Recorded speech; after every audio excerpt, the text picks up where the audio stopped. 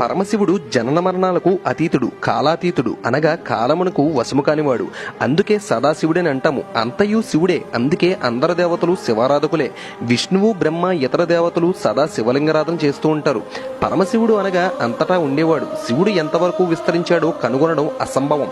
అది విష్ణువు, బ్రహ్మలకు కూడా అసంభవం. అందుకే పరమశివుడని అంటూ ఉంటారు. మరొక ఇతిహాసములో బ్రహ్మ, విష్ణు, మహేశ్వరులకు త్రిమూర్తులకు జన్మనిచ్చింది ఆదిపరాశక్తి అగు శ్రీ రాజరాజేశ్వరి దేవి. అప్పుడు రాజరాజేశ్వరి దేవికి మూడవ నేత్రం ఉండేది. అనంతరం తన్ను ఈ ముగ్గురిలో ఎవరో ఒకరు వివాహమాడవలసిందిగా కోరింది. మొదట ముగ్గురు నిరాకరించారు. ఆమె నచ్చజెప్పిన పిమ్మట శివుడు తనని వివాహమాడేందుకు అంగీకరించి ఒక షరతు పెట్టాడు.